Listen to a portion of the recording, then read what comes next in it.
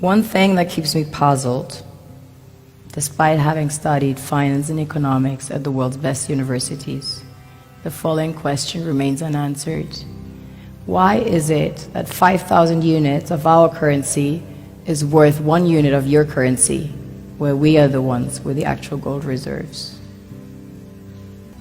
It's quite evident that the aid is in fact not coming from the West to Africa, but from Africa to the Western world. The Western world depends on Africa in every possible way, since alternative resources are scarce out here. So how does the West ensure that the free aid keeps coming? By systematically destabilizing the wealthiest African nations and their systems, and all that backed by huge PR campaigns, leaving the entire world under the impression that Africa is poor and dying and merely surviving on the mercy of the West.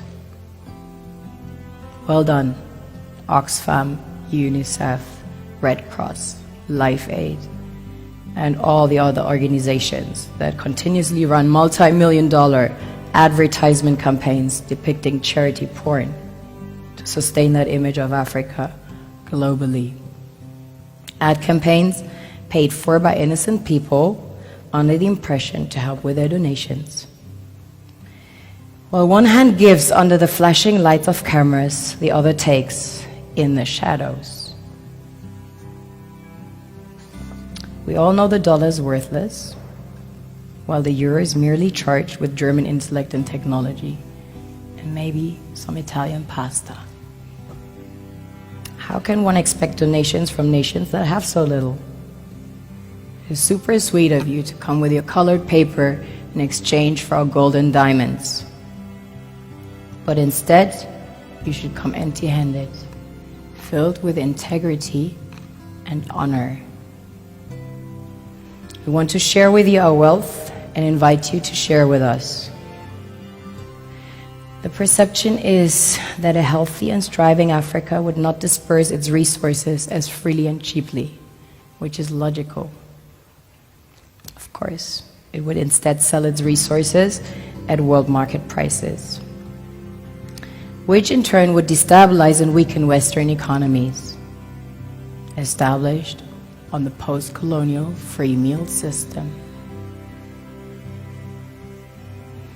Last year, the IMF reports that 6 out of 10 of the world's fastest growing economies are in Africa, measured by their GDP growth. The French Treasury, for example, is receiving about $500 billion year in, year out, foreign exchange reserves from African countries based on colonial debt they forced them to pay.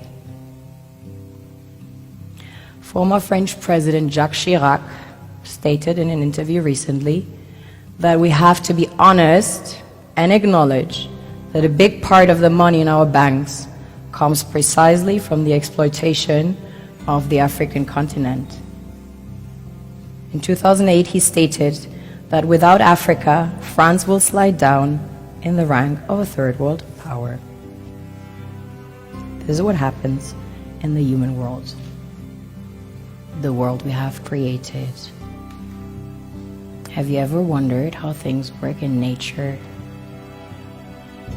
One would assume that in evolution the fittest survives.